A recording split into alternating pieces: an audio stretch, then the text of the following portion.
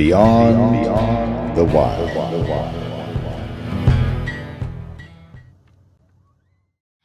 Welcome to another episode of Beyond the Wild podcast.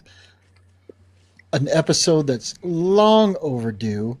We finally got a yes. But first, Jason Loftus, how we doing in Utah? I'm doing really good. Been chasing some local stuff lately. It's been kind of fun. It's nice to have some things in the backyard to chase once in a while. And my trips this year for deer, I think we talked about this on the last show too, but I'm going to be a little limited this year. So going to Churchill, that's limited me. I've used all my time off. So any chance I can do some local stuff is always good. You know what I was glad to hear this evening, Jason? What's that? I was glad to hear that you switched it up and now you're not getting harassed by park personnel. Now it's game and fish and game.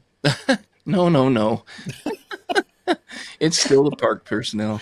And I was not getting harassed. They were just, there's some overzealous folks around that might think that if you are within 150 yards of an animal, that you are technically harassing the animal. And so then they make phone calls and people show up and you talk with folks and they say, oh yeah, you're not doing anything wrong. So it's one of those. But glad to hear it. Actually sat and chatted with the DNR personnel and they were super cool. And most of the encounters I have with those guys are awesome.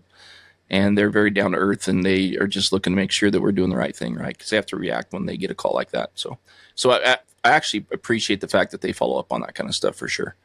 But we were fine. We were in the right. There was no issues. So, and I'm fine with that, right? If people want to be overzealous and make those kind of phone calls when they think there's a problem, that's fine. I'll be right there, and I'm happy to talk to the law enforcement about it because I know I'm not doing something wrong. But that's just my MO anymore. Awesome. I've decided not to argue and just let them show up and we'll have a conversation. No big deal. I would have yelled, Karen, come on. Yeah. What are you doing? But, I don't even know who it was that called, honestly. The officer just told us that somebody had called and said that. And then he sat there and chatted with us and watched what we were doing and said, no, you guys are good. Thanks for, behaving the way you are, and left. So it's all good. Good deal. Yeah. Cool guy. Sounds like a cool guy. Yeah, it's nice. Somebody listens to some common sense. But so you've turned us down 35 times now. You got to wait until you're you didn't even jumping way out of order. Right, dude. You're not allowed to talk until you're introduced. Pardon me. Mark Raycroft. How are we doing up there? Great. Things are great. I'm excited to see for Jason's upcoming trip that there's some snow accumulating in Churchill. So that's the magic item that's been waiting for that. I saw that, Mark, and it's actually a little bit like, ooh, oh yeah, that's why it's cold up there. Because I saw some videos with the waves and the sideways snow, and I was like, oh boy, it's going to be cold. Yeah. Looks great. Yeah. Things are good. Excellent. Trying to get it in order. I leave 5:30 tomorrow morning for the Rockies for the next 3 weeks, and it's winter there, but moderate temperatures, not bad. Above freezing in the day, below at night. So that'll be fun. Get some knocking rams and moose and snow, elk and snow, maybe wolves if all the stars align. Who knows? Nice. I'm surprised they're knocking heads already. They don't even come out of the high country down here till early December. So, well, I'll report on the timing of the head knocking in the weeks to come. Sounds good. I'm anticipating that will be happening, but good. Evidence has to come yet. All right, boys and girls, ladies and gents. Drum roll, please. It's finally happened. And tonight, the guy that you've heard so much about over the past couple of years has finally clicked the link that we sent him and is on the show. Colin Bigelow, welcome to Beyond the Wild. Thank you. Thanks for having me, guys. Now you're quiet. Yeah. Well, look, I just don't want to say anything wrong here, but no, I'm excited to be here. Honestly, thanks for being patient. I would say that's a little bit of an understatement, but it's just it's a timing thing, but it's good to be here. Right. Well, I'm glad we finally got the timing right. So, Colin is basically our point of contact. He's the one that helped us to work out the sponsorship with Pictureline, manages Pictureline in Salt Lake City. And we're grateful for not only our partnership with them, but also the partnership that we have with Colin, and to know that if we send anybody to Pictureline, he's going to get them taken care of. And that's been the case over and over and over again. So, again, Colin, thanks for coming on, and can't wait to have the audience get to know you a little bit more. Yeah, yeah. I mean, honestly, the feeling's mutual. It's been uh, just absolutely incredible. The people that have, I've been able to talk to over the phone. It's been so cool. So yeah, everything from helping you guys and helping out everybody that's listening. It's been a huge deal, honestly. Can't thank you guys enough and everybody listening. Like, this has been a huge pleasure for me. Just seeing it, start from point A and go all the way to where we're at now. It's been so fun. So yeah, huge thanks to everybody for sure. So Yeah, Excellent. we're almost like 2 years into this with you guys, and it's crazy. and I have to tell you, Colin, this is good feedback for you too, because you always give us really good feedback. But every every person I've talked to that has reached out to you and contacted you that I'm aware of has all said, "Wow, he's really good to work with and incredible," and they took really good care of me. So that's just, you can't beat that kind of service. So Cool. Yeah, that's really good to hear.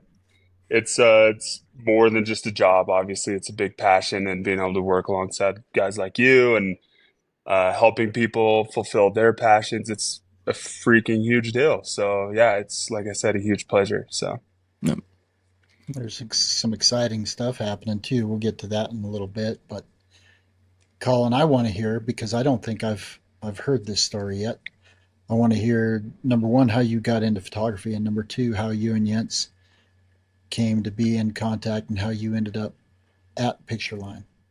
yeah, I picked up a camera a long time ago. I was in, God, it must have been, I don't know, fifth, sixth grade. So like 11, 12, something like that. And I just enjoyed snapping photos. Nothing particular. It was just fun to try to frame up any kind of subject.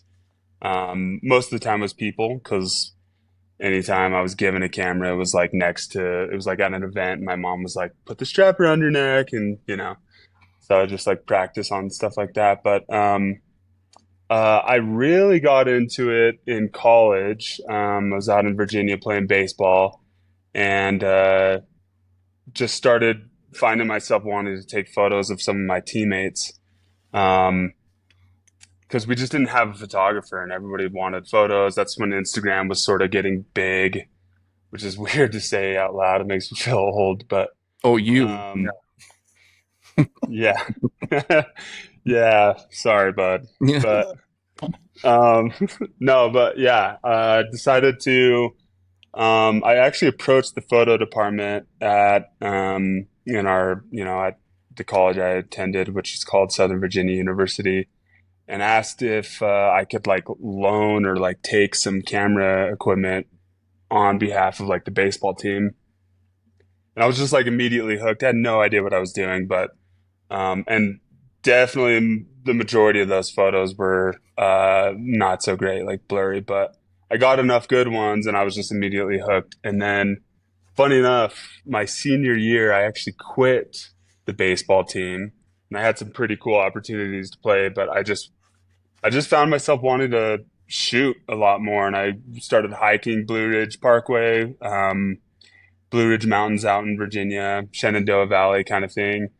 And I remember the first time I had like a legitimate shot. It was of an osprey, and I couldn't tell you what it was at the time. It was like I was just getting into this wildlife bug that I have now. But I just saw this bird, was like, "Oh, that thing's huge, just like an eagle or something," and sat there and waited. And I'm just in this place called Otter Creek up in the Blue Ridge Mountains, and it was just so serene, so beautiful, middle of the summer.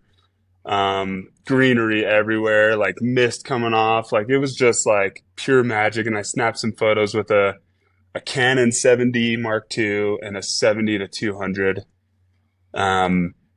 of this osprey coming down, and it snagged the fish. And the fish, it didn't quite like get the fish. The fish flew out of its claws, and I got a picture of it. And I just remember going, holy shit, this is it right here. Like I literally was so like it didn't like girls didn't matter, cars, nothing. I didn't even have a car. I think I borrowed a car to get up there. And I just remember seeing this event happen, and I just was like goosebumps, like my soul just like changed. And I literally went out every single day after that and was getting like woodpeckers, like pileated woodpeckers. That was like my number one.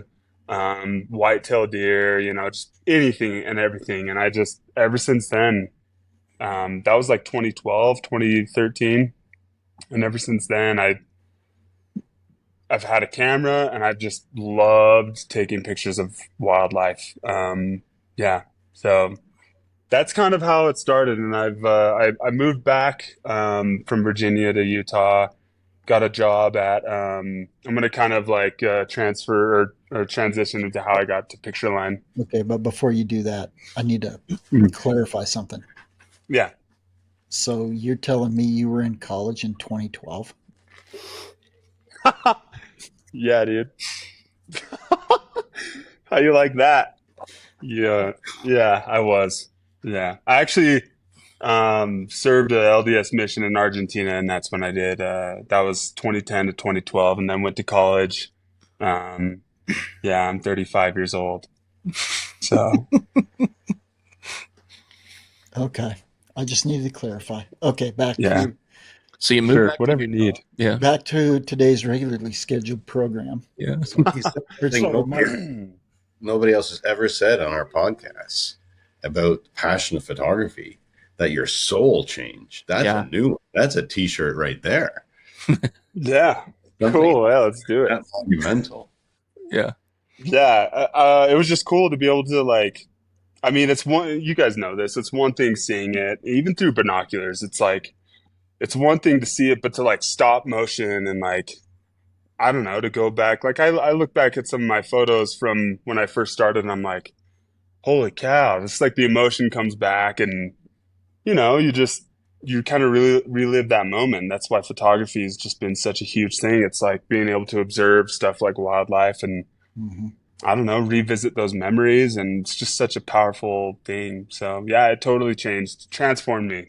Yeah. I was total jock, like baseball. Like I thought I was gonna try to go pro in baseball and all this stuff. Like which is that's great, but I just had like overnight a change of heart on what I wanted to do, and yeah, photography, specifically wildlife. I just was so hooked. Um, so yeah, that's kind of what I mean by like just changed my soul. It just I didn't want to do anything sports related. I wanted to go and watch animals and photograph them.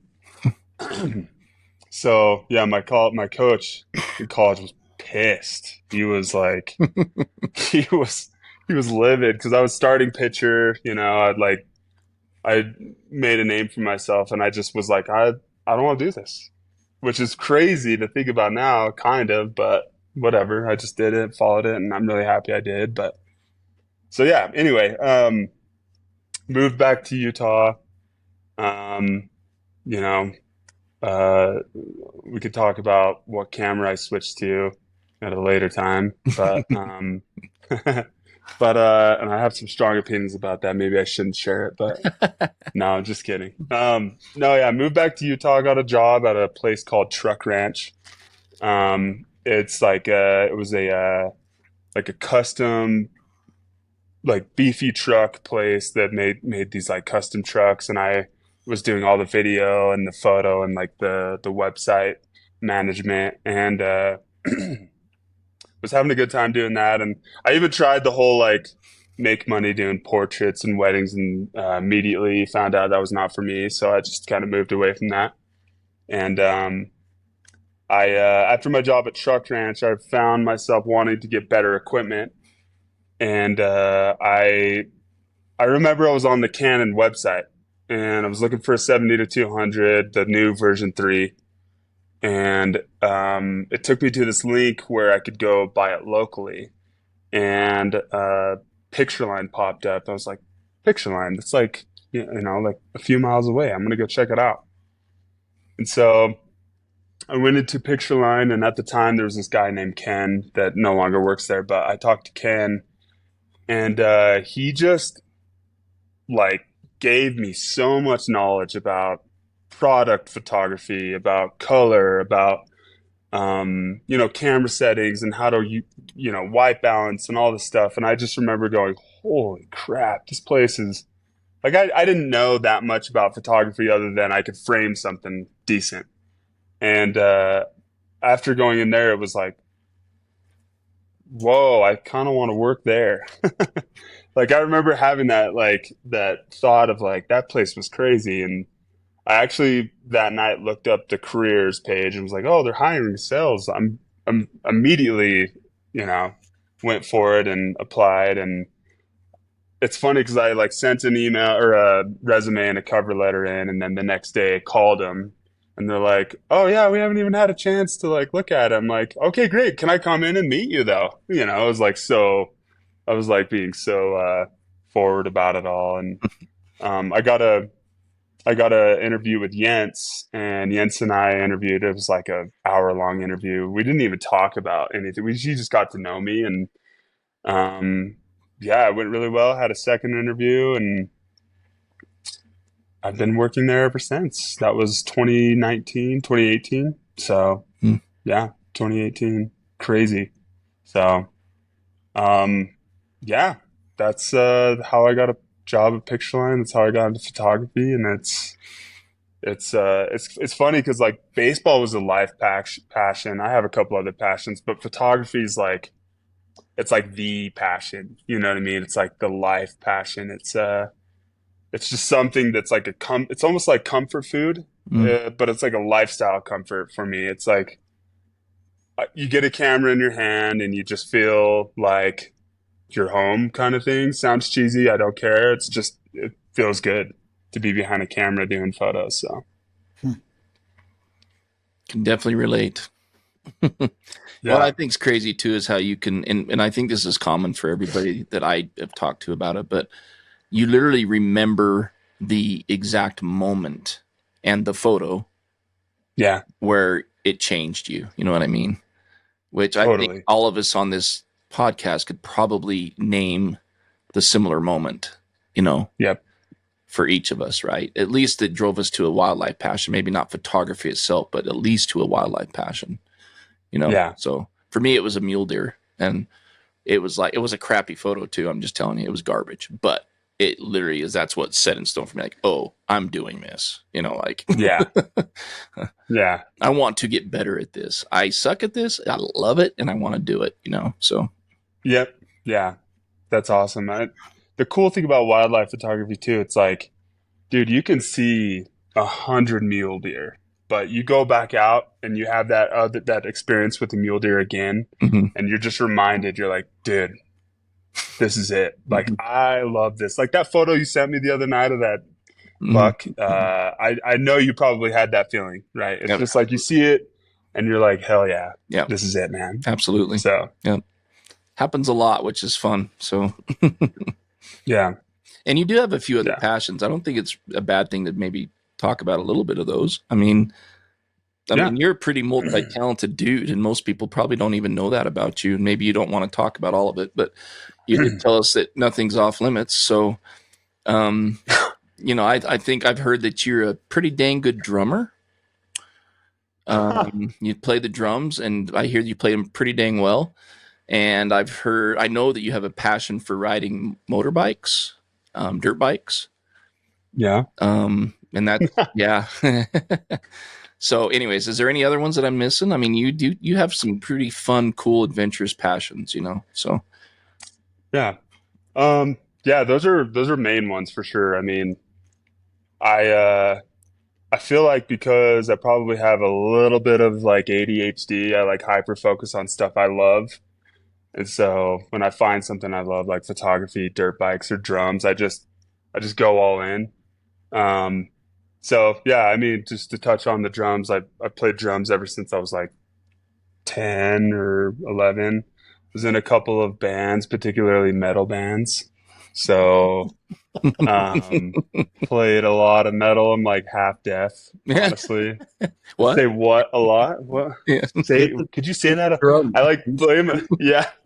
Yeah, I like blame it on a bad connection. I'm like, sorry, I think you cut out. Could you say that again? It didn't cut out. I'm just deaf. It's funny, but no.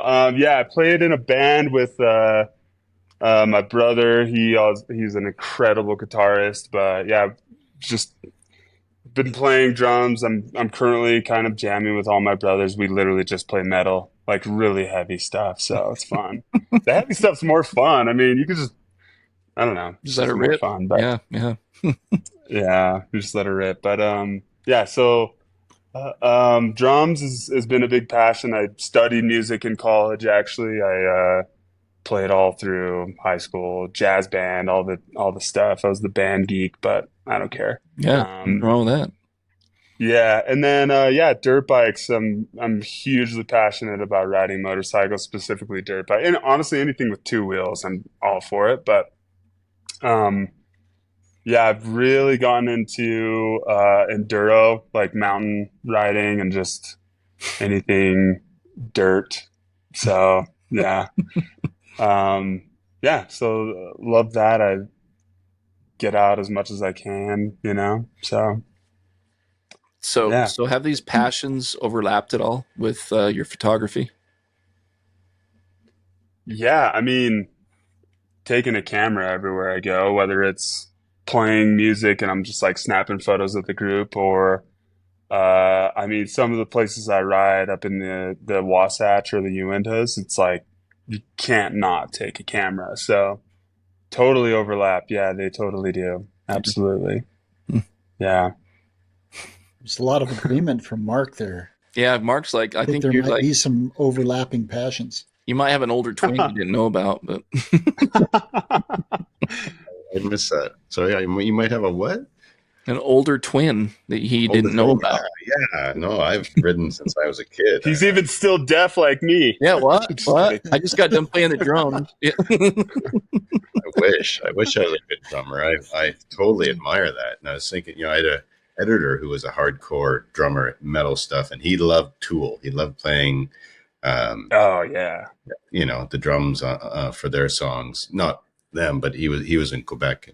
Yeah, amazing stuff. And bikes, I don't know what it is, but it's just like one of those passions that when you experience it, it's uh, unlike anything else, right? So I still Yeah. have a Totally. Suzuki DRZ 400, and Oh, it's sick. the off-road version, and I have a street bike. I've had street bikes. I won't say what I have for that. But anyway, it's Well, yeah, now I want to know. Now I want to know. the freedom of the wind and the experience and the Yeah. coordination required, right? You're working so many things at once, just like the drums, I'm sure, become second nature. You both Yeah. hands have a job, both feet have a job, your eyes, all your senses, just like in differently, of course, in wildlife photography, but your senses are all on fire, alert to do this. Yeah. And that coordination is a skill, and it's yeah, tremendous fun. I love to ride. Yeah. Totally. Yeah, absolutely, man. Where you Like, live would be a dream, man. I mean, we have nice road riding here, nice country hills and stuff, and there are places, great trails and that, but the desert would be a whole new level of experience. So that's and yeah. I've seen your images from it, and they're spectacular too. So yeah, Cool. Yeah, thank you, man. that's the essence of that, right? So yeah, Yeah. Colin just started a new page focused on his motocross. I'm saying motocross, but Uh, your dirt bike stuff. I think it's awesome, dude. yeah. What yeah, the- yeah. What is Yeah. it? What Yes. is it? I don't know what it is. It's Oh, weird. come on. Just share. It's awesome.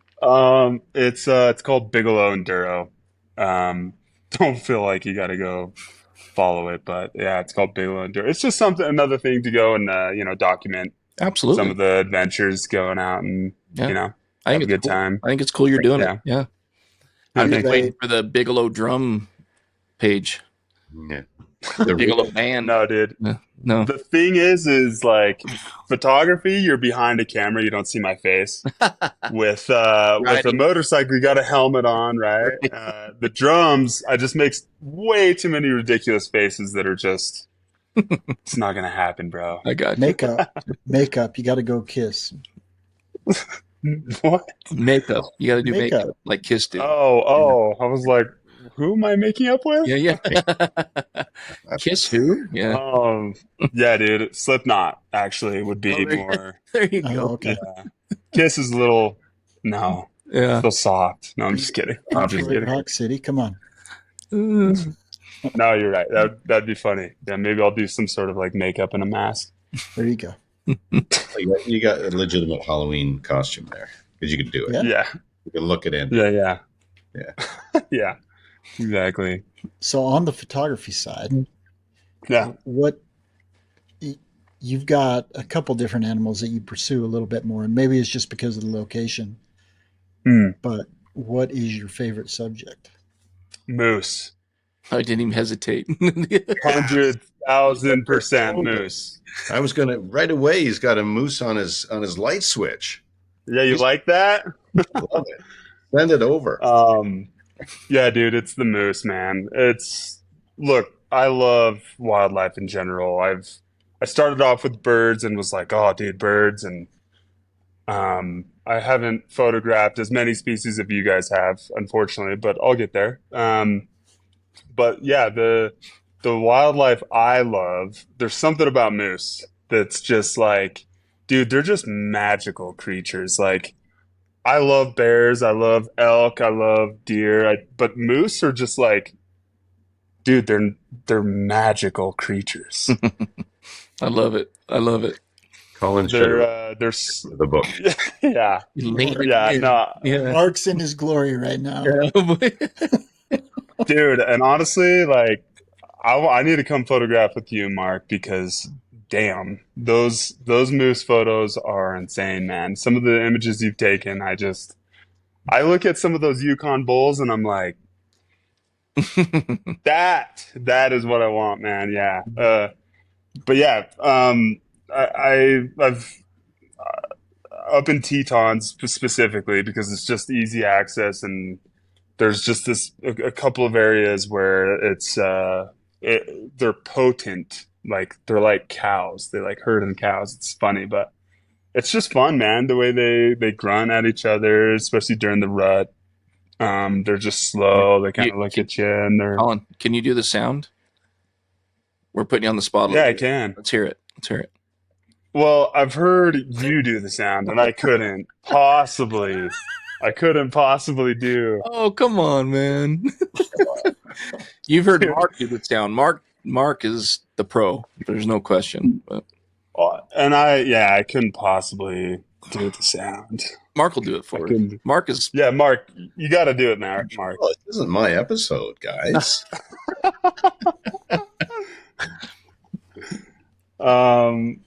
Yeah. You can't. Here's your out, Colin. You can't call when you're in the Tetons. There's your out. That's true. Actually, I have a really quick story about this, if you guys don't mind. So, there's this place in the Wasatch that I've just really become like attached to, and it just so happens there happens to be a ton of moose. Actually, that's why I'm attached to it, because of all the moose that I find up there. And I've been going up there for years, and every time I go up there, I just see awesome moose. And one year I went up there and I asked my brother, who's a big hunter, to come with me. And I didn't take my camera, actually. Maybe I did. I don't remember the camera, but that's all right. But so we go up and we get to this pond where there's always like multiple moose. And sure enough, we get up to this hike. It's kind of a brutal hike. We get to this pond, and sure enough, there's like 4 moose in this pond. And my brother's just like, he hadn't seen moose in a while. He's like hunting deer mostly. And he's just like staggering, going, holy crap, like this is so, 4 moose in this pond, like, and none of them were particularly big. There's one that was kind of the bigger one, but 2 of them were pretty young. And I'm like comfortable with moose to this point where I can like get within 100, maybe even 50 yards, like easily. And my brother, his name's Malcolm. He's just like trying to talk to me. He's like, "What are we doing, dude? Why are we getting closer? Like, dude, we're gonna die." And I'm just like, "Oh, dude, I come up here all the time.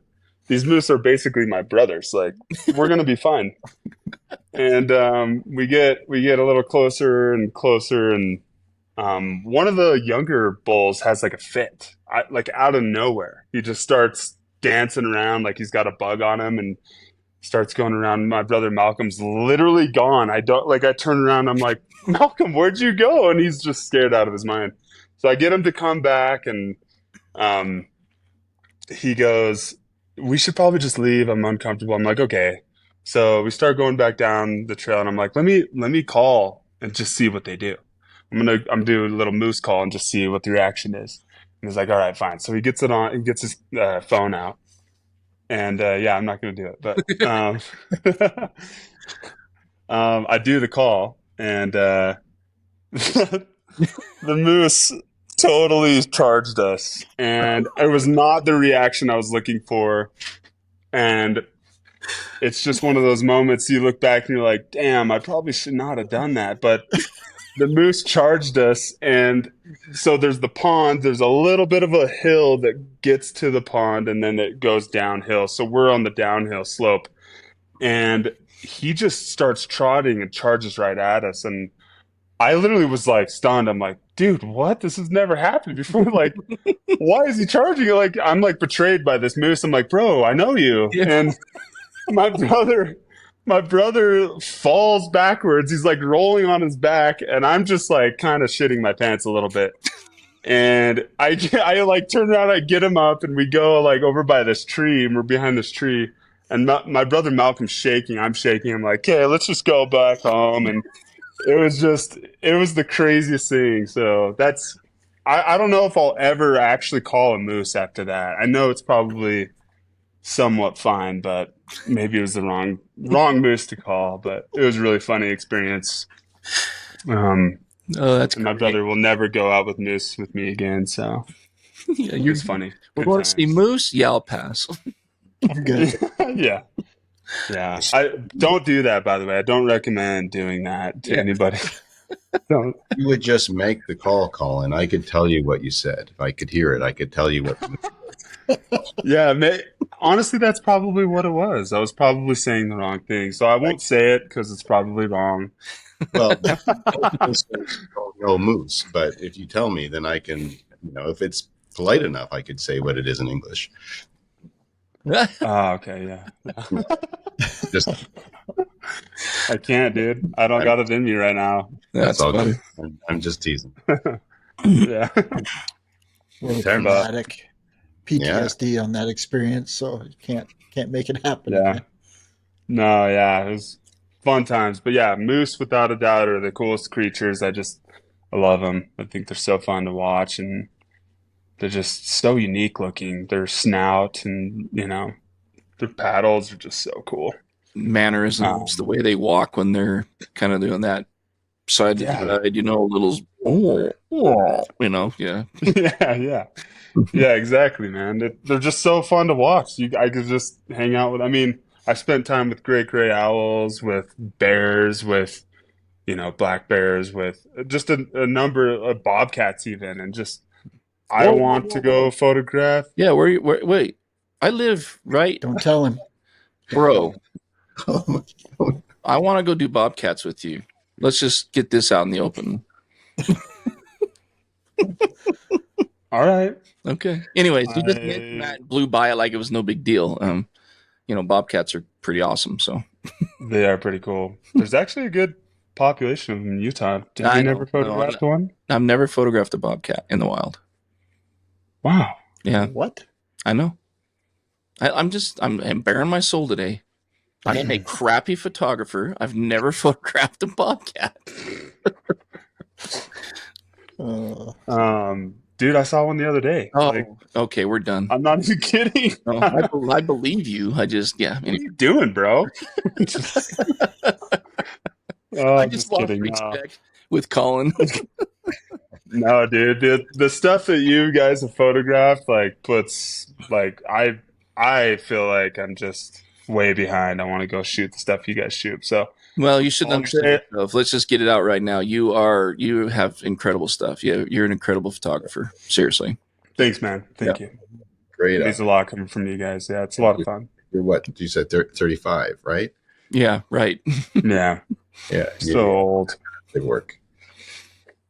Us together, we're like 180 something, I think. Like the three of us. Like, 180. The just, majority of that's got to be from Ron. yeah. I'm not even the oldest. I'm not the kidding. oldest. You're not? No. I'm just kidding. I'm the sorry. youngest. Just get that out in the open, but Barely. Oh, yeah. barely. Yeah.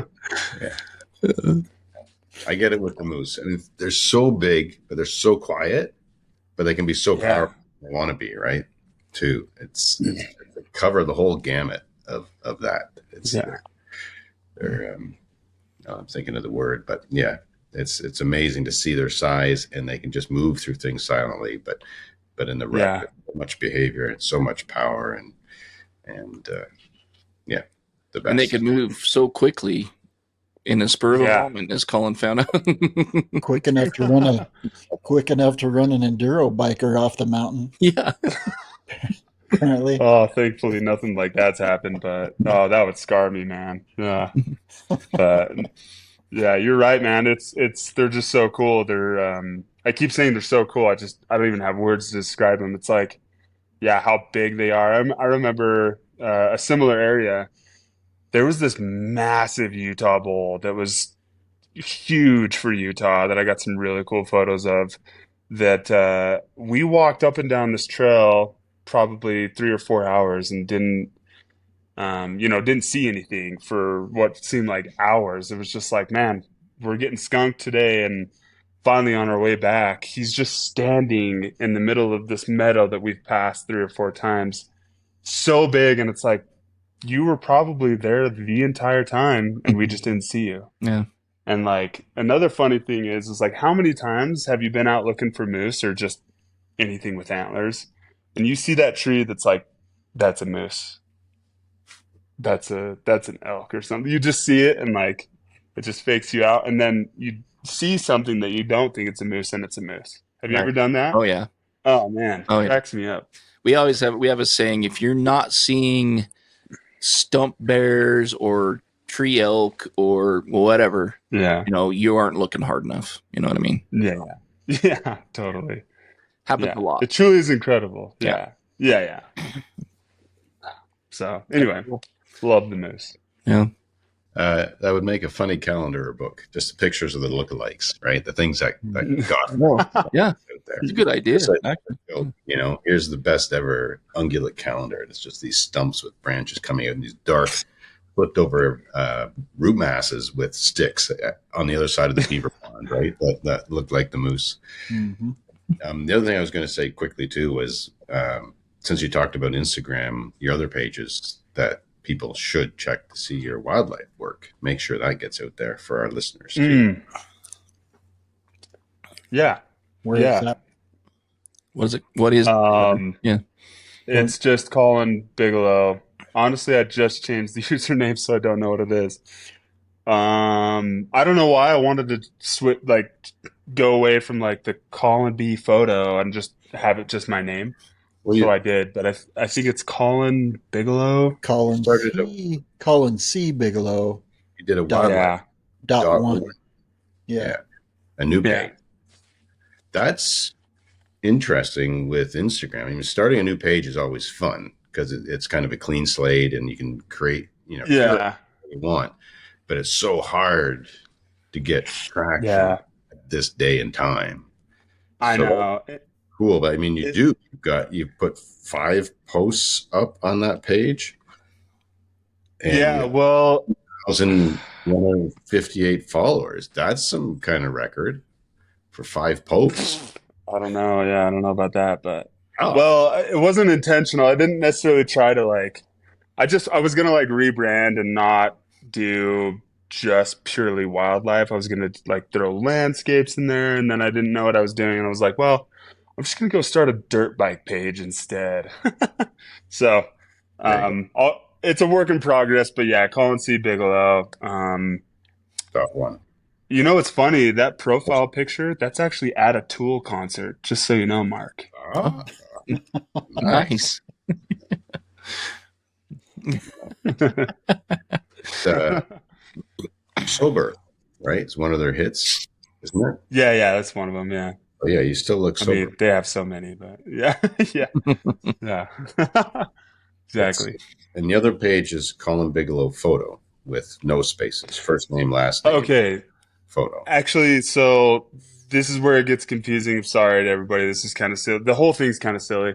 That account got hacked, Oh, and yeah, so I like couldn't get back into it for almost a year. And was like, well, I better just start new. And I have a really good friend named Isaac. Um, I'm sure you guys know him, Isaac Spots. Mhm. Um, I made a new account, and I didn't even ask Isaac to do this, but Isaac, he like gave me a shout out. He's like, guys, go follow Colin. He got his account hacked. He can't get into it. It was like an immediate 1,000 followers. I was like, dude, holy crap. So that was really cool of him to do that. Not to me, it's not necessarily about the followers, it's more about the connections, but that was really, really cool. And as you guys know, Isaac has a huge following. So Yeah, it was kind of cool that's to, a big and deal. that, That was huge of him. yeah. It was cool too because it introduced me to a lot of new people that I talk to on a regular basis. So Mhm. shout out to Isaac for that. Thanks, bud. Yeah, that's very We got cool. to we got to get Isaac on this platform. He came on the other one a couple times, but Yeah. then Yellowstone came out, and Isaac blew up even more than he already had Yeah. because he looked like one of the characters. But his photography speaks for itself as well. So Speaking of Isaac, just to kind of a little fun curveball. Mark, you may not like this. Did you see how he picked up a Sony the other day? Oh, Oh, here we go. there's a couple and of he them. was loving it, dude. He was freaking loving it. Just saying. They're all great cameras. They're all great cameras. Wow, here we go. I knew it was going to get there at some and point. we're off. Yeah, And that's it for today, folks. yeah. And I'm just kidding. Thanks to our sponsor, Canon. Yes, Yeah. Yeah. Yeah, they are great. Canon's great. Canon's great, Sony's great. That other brand, Nikon's pretty good. Yeah, Yeah. they all do wonderful. Yeah. Wonderful. Yeah, they do. No, they do. Pick a brand anymore. Honestly, I really feel like that's the case. You know, there's some small nuances between them and some pluses and minuses between all of them, and they all take Totally. awesome photos. You know, so the cameras. Some better than others, but No, the cameras do all the work. There's no question. I mean, this photographer, we just push the buttons, right? So yeah. that's all you got to Zero art. get a nice camera and hold them out the car window, push the button. right. Photos just happen. My camera takes great pictures. Yeah, exactly. No, it's funny. It's funny too because like it's so easy working at a camera store to get caught up in like a Canon, Fuji, Sony, whatever, and it's a thing. It's a big thing, but at the end of the day, the camera takes the photo. You're like, or you're taking the photo. The camera's just a tool. So, Did you yeah, just they're all call, great. did you just call me a tool? I did. I did. We're talking about the and Jason. Don't. Oh, okay. Sorry. Yeah. I heard what I heard. I heard what I heard. Yeah. Yeah, that's what I said. No, yeah, no, it's just funny working at a camera store because Right. you hear a lot about like online, like Canon or Sony or Nikon, but it's like amplified by a million when you work at a camera store. It's just like the conversation you have every single day. So, I'm Get to to the meet- point now where like, Sorry. Go ahead. what? Go ahead, keep going. I just with what we've been talking about, they're all honestly really good. Like the R5 Mark II, such a sick camera. Like if Canon, if had the mirrorless transition been an R5 Mark II for Canon, that camera, I would have been like, that's what I'm doing.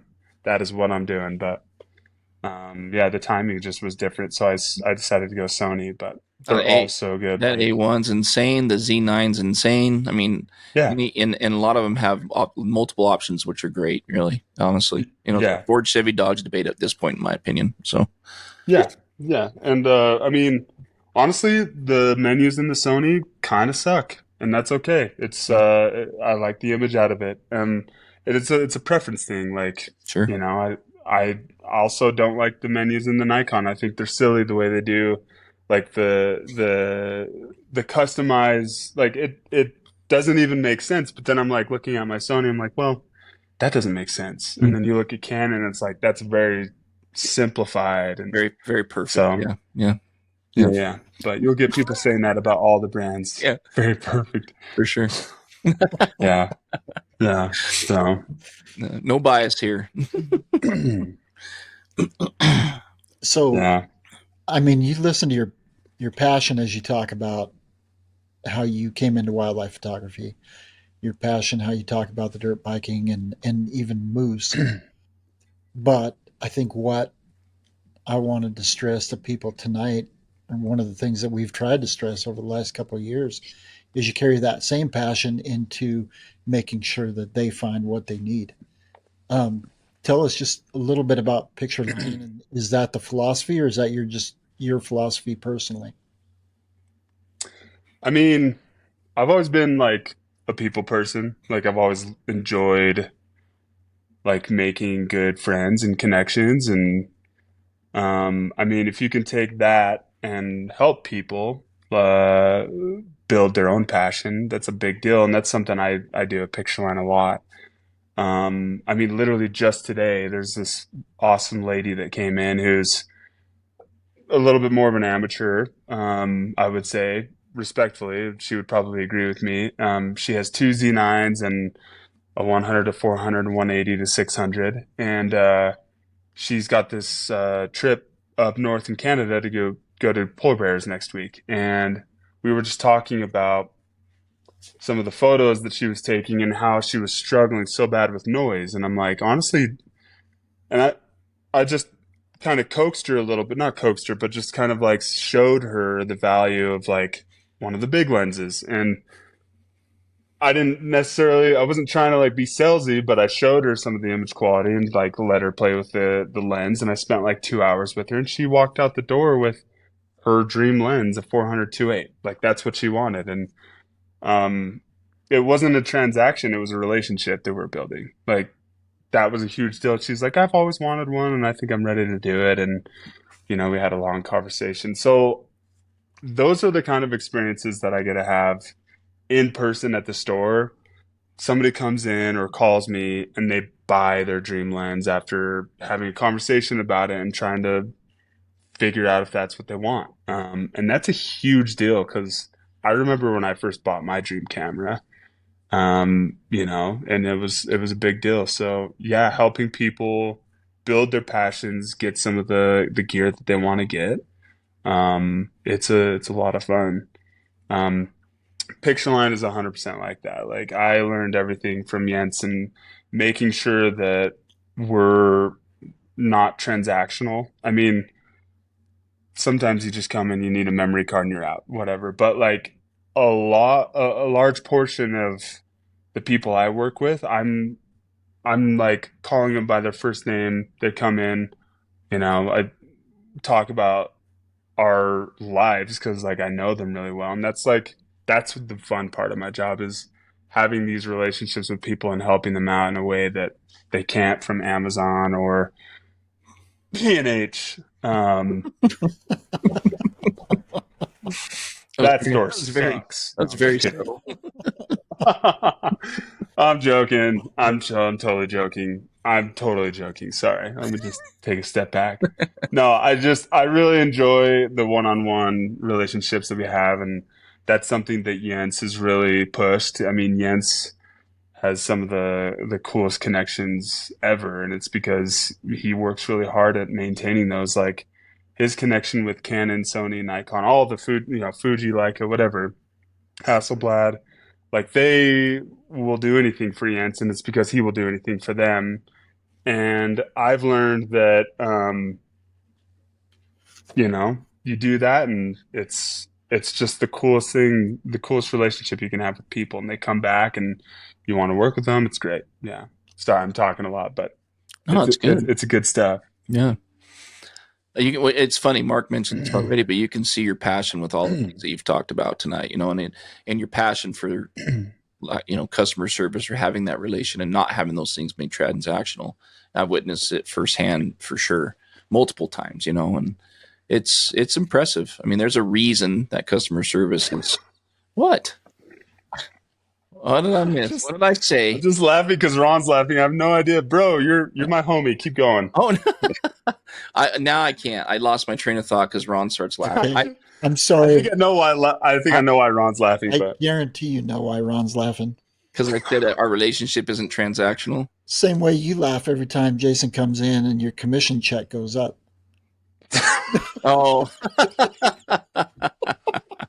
So there's that. Yeah. Dude, that's funny. I'm just kidding. That's I always funny. give Jason a hard time about owning everything that Canon has, and you're the guy that sold it to him. Yeah. I mean, who else is he going to buy it from? He's got to buy it from me. Yeah, Colin, the cause of some of my Jason a happy man. Yeah. Yeah. Getting the right tools for success, which he's having. So absolutely. The problem is Colin always comes up with stuff that I didn't know I needed. But I'm never mad about really good stuff. I'm never mad about it. So the footage, the photos you've taken with the drone, everything that you talked about that you got from Colin at Pictureline and put into play, it's given great results. So Colin has helped facilitate that. Absolutely. Yeah. Absolutely. No. Look, man, it's not my fault. There's so much cool crap out there, okay? Yeah. That's true. But one thing I want to mention, and I know I've sent a couple people your way that are just friends of mine that have kids that want to do it. And you treat anybody, regardless if they're there to spend $40,000 or if they're there to spend a couple thousand, or a few hundred. I think from what I've seen, you don't treat anybody differently. It's not about how much money they're going to spend. It's about having a good experience and getting what they need. And I think that's what keeps people coming back, is they know it's genuine, and they know that they're going to get the truth and the support they need, So you're not trying to, you're honestly not trying to upsell people. You're just trying to give them all the options and show them what's best and why, and then let them make the decision, whatever that ends up being, right? So not having that pressure when you're buying something is a big deal, So anyways, I mean, say enough about how you guys operate down there. And there's a reason that we're so happy to have you guys as a sponsor, it's a awesome relationship for us, and we're honored to have you guys as a sponsor. So. I would say even more accurately than happy to have you as a sponsor. We're happy to partner with you because it's the same passion that we all share in helping people improve. Yeah. Good point. And I think that's why it makes such a good partnership. Yep. Yep. And that's awesome. And we know anybody we send to you, to the store, to you, either way, is going to have a great experience. That's a big deal. Yeah. So. Yeah. Thanks, man. Yeah. I mean, sorry, what were you going to say, Mark? I was going to say, everybody that's contacted me over the past 2 years through the podcast, wanting to inquire about gear that I've sent to Colin, he's batting 100%, or is it 1,000%? Everybody's messaged me back saying how happy they were with Colin's information, his help, and the delivery of what they purchased. And it like Jason was saying, it runs the gamut of what different equipment is. But so, as Ron was saying too, it means a lot to have such a reputable company and person to work with there as Colin to refer people to. So it's been fantastic, and this has been fun tonight. I've enjoyed getting to know you and meet you, and I hope we get time in the field one of these days. Like maybe Yeah. where Moose there's trip. Moose trip. Yeah. Oh, dude, I can see it now, man. Dude, You are, motorcycles and moose. you are gonna have to get on an airplane. I can do that. Yeah, no, for sure. No, no, thanks for all the kind words. Honestly, it's been there for long enough to say that I like it. That means a lot, and yeah, like it's such a fun job. Like it's funny, Ron. I'm just gonna say this because I just thought of it. Ron said earlier, like commission check. We're actually not on commission, just so you know. I know. Okay, okay. I got to say that because some people are like, why are you trying to sell me a $16,000 lens, bro? Yeah. And I'm like, well, because it's better. No, I'm just kidding. Jason No, Loftus I'm has joking. one. He's got three. Hey, whoa. I'm joking. I'm joking. No, I'm joking. Um, no, if you're not on commission, then that's another reason that people can believe in it, right? Right. Exactly. yeah, I've talked people out of buying the flagship camera because sometimes it's just 100% not going to be what they want, or they might get, frustrated, or, it really is about like trying to find like what's going to help them elevate their experiences in photography, and then of course help them become a better photographer. Um, that's pretty easy to do. A lot of people, want to say like it's not about the gear. Like I actually disagree with that 100%. I'm not going to go out with a certain camera and a certain lens and expect to get certain results when I know that I'm going to get it with something else. So it's not my job to necessarily make you spend more money. It's my job to help you elevate your experience. And I really do think the proper tool, it's just like anything else. You're not going to take a butter knife to cut a steak. You want a steak knife. It's just like things like that. So yeah, just my job is to help you out, see if we can elevate your experience, help you better your passion, and become a better photographer. So that's what I do. It's a lot of fun. Boom, baby. So I have one more question for you though before we drop the mic and exit the podcast. And maybe you've already alluded to it, but what is your favorite outdoor experience? Could have been with a camera, could have been with your dad or a brother, could have been camping. I don't care. Doesn't matter. What's your favorite outdoor experience? There's one that immediately came to mind, so I'm gonna share that one. There's a lot though. I can't get enough of just like being outdoors.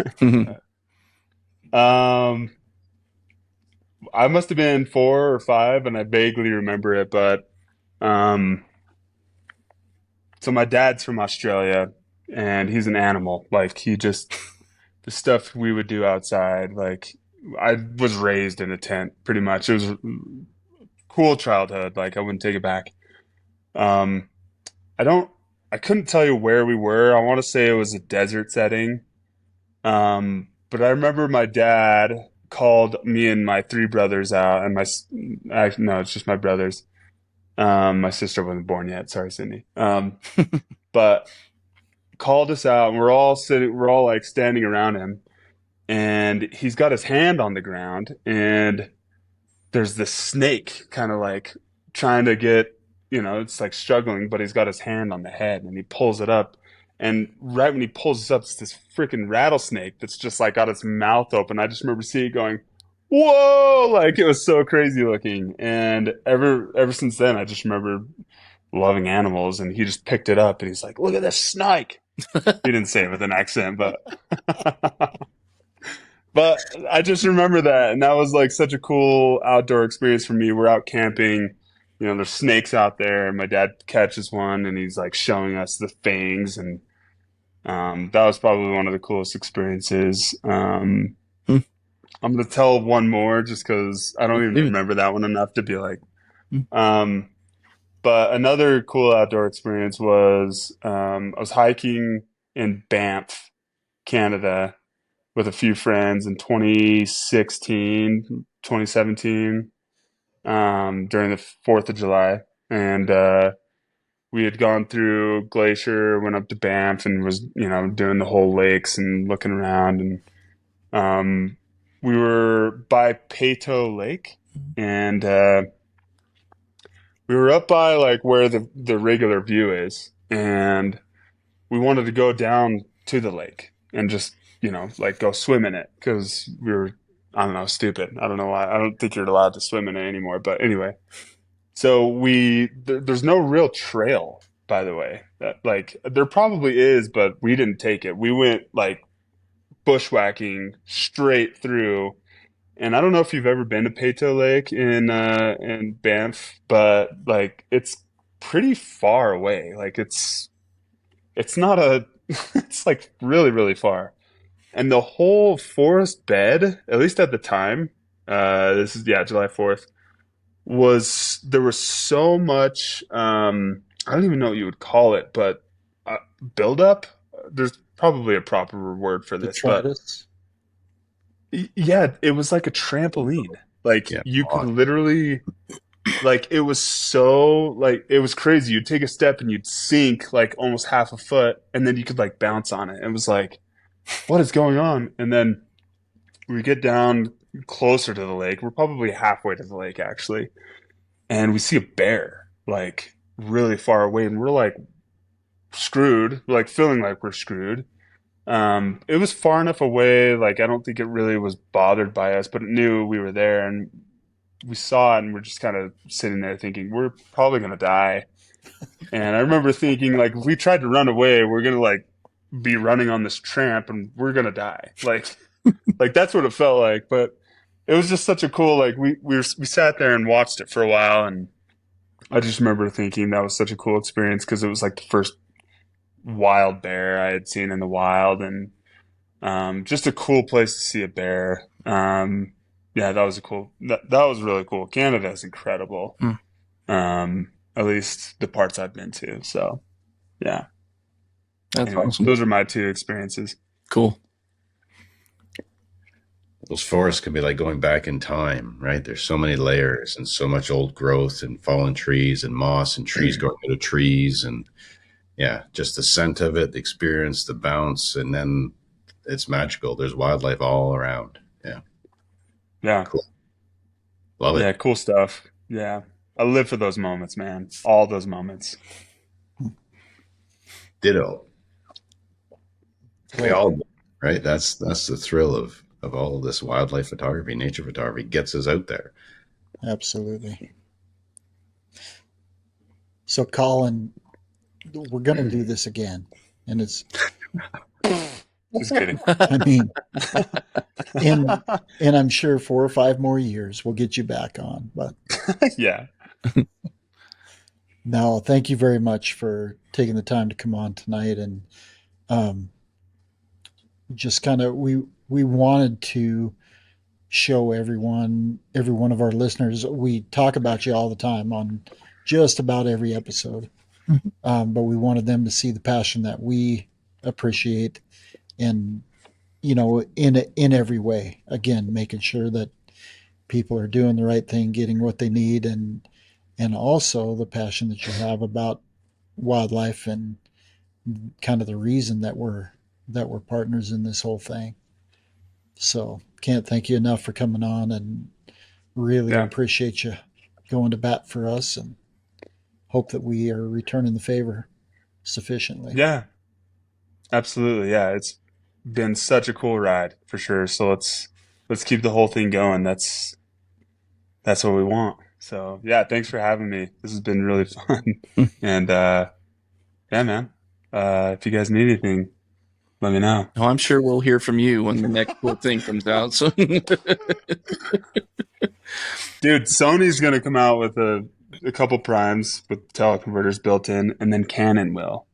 So You think? we're gonna have to switch you up. I think Canon's going to do it. Yeah, I do. Yeah. Actually, I think the next big thing that we're gonna see from Canon as far as like telephoto is that 200 to 5 or 300 to 600, 3 to 6. Yeah. 5, 6. Yeah. I really was sad to hear it was going to be a 5.6, especially when Sigma just put out a 3 to 600 4. It's like, Yeah. why? It's going to weigh a third as much as the Sigma. Nobody cares about the weight, man. I saw one of the Sigmas a few weeks ago, and it's impressive, but it's like off the front of a tank. Yeah. It's big. Dude, I love tanks. I love tanks. And, dude, you know what I love more? F4. Yeah, right. Yeah. I love F4. I don't give a crap if it's 10 pounds. Like, I realize there's people out there, but that lens isn't for you. Yeah. The person shooting it, the results they got with this Sigma were incredible. They were awesome. Right. So I'll say that about it. Yeah, you're right. I'm just teasing. You're right. It is a tank. It is massive. I think if you manage it, it's a pretty cool lens. But yeah, no, keep going with the future forecasts here. People love that. Mm-hmm. Yeah. Well, I mean, there's plenty of stuff. I mean, I'm pretty sure Sony's going to come out with the 800 5.6. That would be unreal. Just because there's not very many proper 800s out there. That would be cool. Actually, there are. What do you, excuse me? Canon and Nikon both have 800s that are proper. So Canon does. Yeah. Nikon does have one, but it's the F mount. I'm just going to say this. I'm probably going to piss some people off. That Z mount 800 is just not my. I know Mark loves it, but the problem is like half of the copies were not good. Oh, really? I'm just going a little bit unfiltered here. Yeah, it's like I know a lot of people that are listening to this who have it probably know exactly what I'm talking about. You got to come out with a lens that's that expensive, that's got that reach on the S line, that's going to be consistent, 100% good every time. And you probably got a good copy, but they're not all good. No way. Love you, Nikon, but like, come out with a lens 100% that's good. Yeah. Really? So it's hit and miss. Yeah, big time. Wow. Well, you would know because you're dealing with people that are upset and bringing them back and, complaining. So, but definitely. So I heard a little quick rumor. I'd love to get your. Sorry, Mark, I didn't mean to cut you off. No, I'm just letting this soak in. I mean, that's one of my favorite lenses of all time. Right. It's a sick lens when it's sharp. Yeah. Yeah. It is, but I hadn't heard that. So, man, that would have been super disappointing. So I'm glad you got a good copy. You drop that kind of coin, you expect it to be perfect, yeah, right? 100%. Yeah, 100%. Like no question. And like 100, like the 400 4.5 Nikon, every single one of those is good. Okay. The 600 6.3, the PF, it's the same as the 800 PF. It's like I don't know what they did, but there's something off on half of those copies. But anyway, I don't want to rail Nikon too much. 186. Have you had many of them come back? The zooms? Same story. It's like a large portion of them are just not sharp. Really? They're just not sharp. Yeah. There's some. Yeah, I'm not going to say anything else. But anyway. Well, I've been lucky there too then, because mine, I love it. The 400 2.8 and the 600 f4 with the built-in TC. What about those? Unbelievable. 10 out of 10 every single time. Like I've never had a single one. And I've sold quite a few of those, and every single one is exactly what you would expect for that price tag, which is why I get disappointed when I hear or talk about the 800 6.3, because it's like, dude, that they could have nailed that lens, but they didn't. Yeah. They didn't nail it. Yeah. Wow. But it's just the facts, right? I mean, this is just the way it is. So, yeah. I heard a rumor. I'd like to get your take on it, Colin. I don't know why I never thought of this. And Ron's been talking about this, and it's been out there for a while. The rumors of Canon coming up with a TC that you could go from 0 to 1.4 to 2x, and you could turn it on and off essentially, right? Go from 0 to 1.4 to 2x. And I've always thought to myself, how would they ever design something like that? Like how are you going to be able to flip it on and off? And I was talking to a friend tonight, and he was telling me like, no, it'd be like a lens. It'd be a zoom.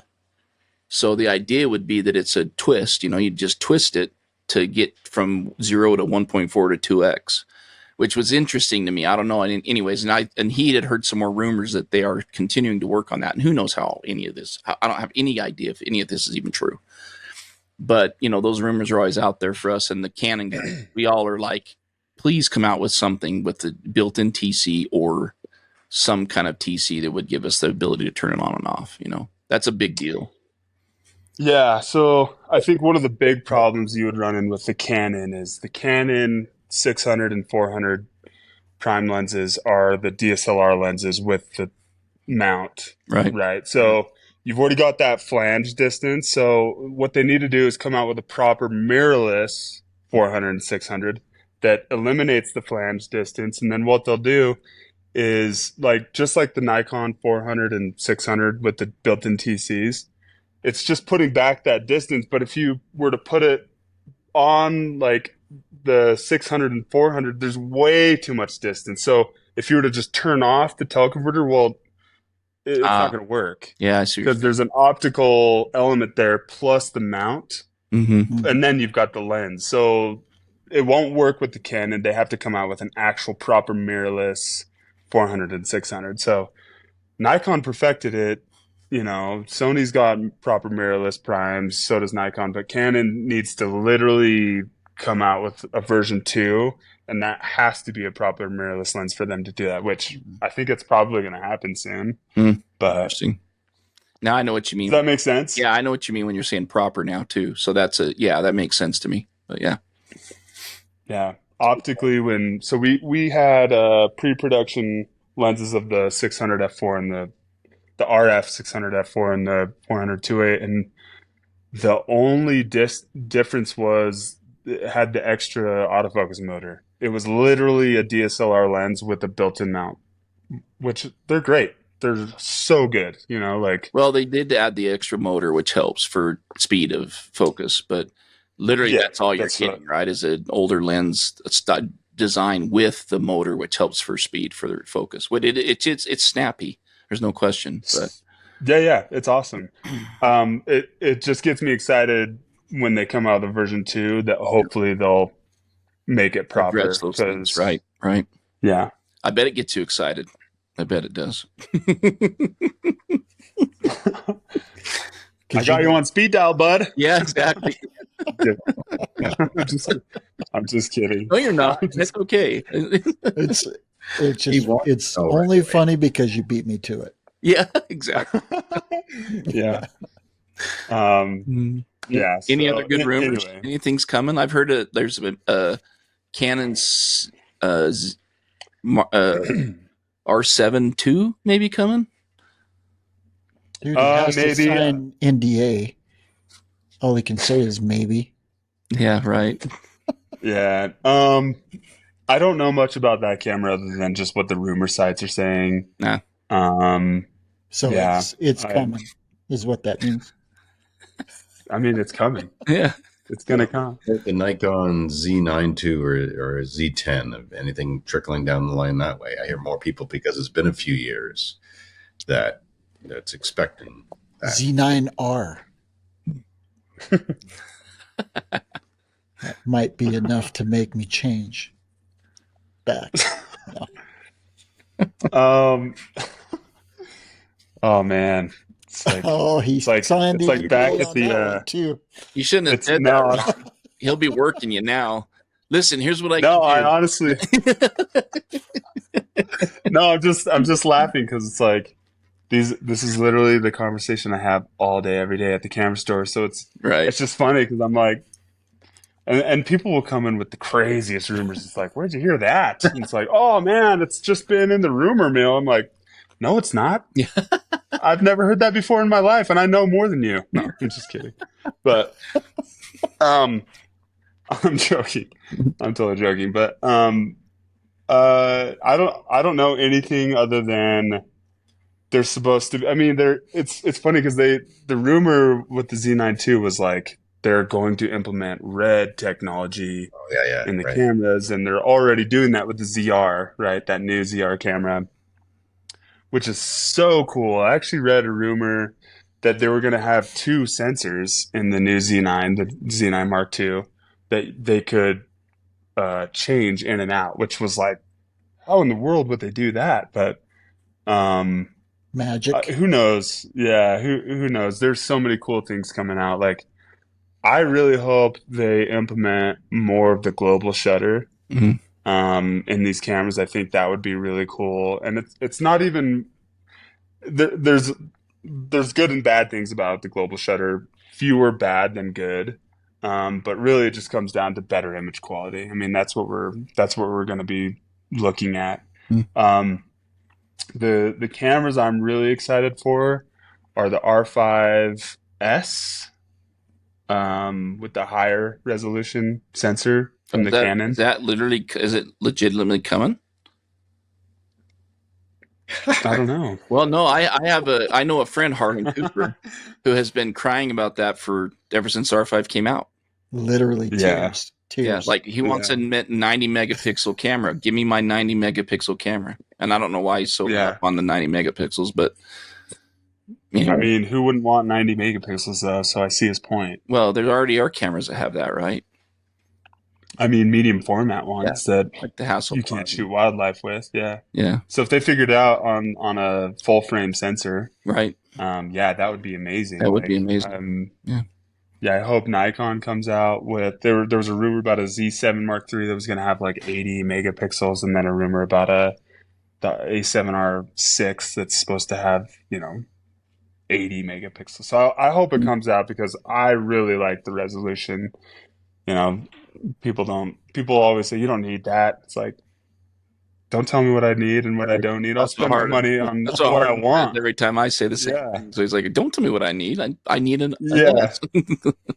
Dude, there's some really opinionated people in the industry, myself included, but it's like, you're going to knock on 100 megapixels, but then you're going to shoot the Hasselblad and then you're going to want one. It's like, come on, man. We know you want it. Everybody wants the resolution. Yeah. So, anyway. Hey, can I borrow a Hasselblad and a wide angle lens for my polar bear trip? Probably. If I get any Aurora. Yeah, maybe. Yeah, we could probably do something. Yeah. Just give me your credit card. Yeah, right. Exactly. There it is. I said borrow. I'm just going to borrow your card. No, I'm just kidding. Yeah. I think we can do that, dude. Actually, I'm teasing. Actually, I don't even know if I have the room for it. I'm just being a smart aleck, but because that's been cool seeing stuff. If you're not following the Pictureline page, it's fun to see all the cool stuff that they're playing with when they get new stuff, and they do a good job of putting stuff out there about it. And that Hasselblad is pretty cool. Dude, it is sweet. Yeah. They're doing some cool stuff for sure. Yeah. Pictureline does have their own Instagram page. I'm hoping you've heard of it from us before, but it's there.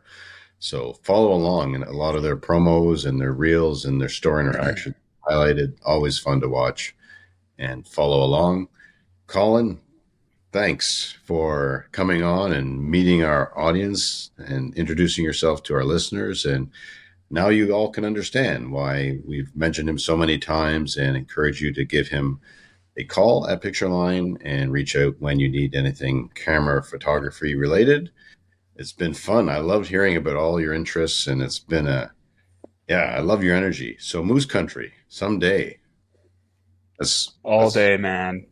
Let's do this. We could do a podcast thing too, guys. And so down. That would be fun. Like big ones. Yeah. I mean, they're all they're moose, but some are. But we want the ones that you're shooting, Mark. Gigantic. Yeah. I want it. Around the tree.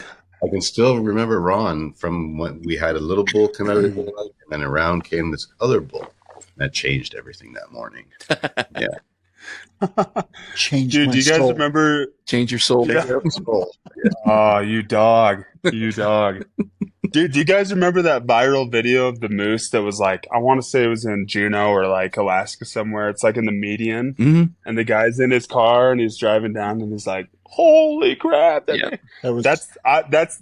are the size of moose I want to go see. We can do that. That was Hook. Yeah. Yeah. That was a famous bull. He ended up getting hit by a car, unfortunately. But Well, Ironically, he's in the middle of the road. Can't imagine why. Yeah. Yeah. Well, cool. Yeah, let's do the big boys. Let's go up to Mark and go shoot the big Yukons. we'll keep in touch. Well, it's Alaska a lot, so Yeah. it's we'll keep in touch. Hopefully, I get to meet Cool, you man. in the spring. Coming Yeah. down for PhotoX this year, so Yeah, let's make it happen. That'd be awesome. we can map something out because we've got time.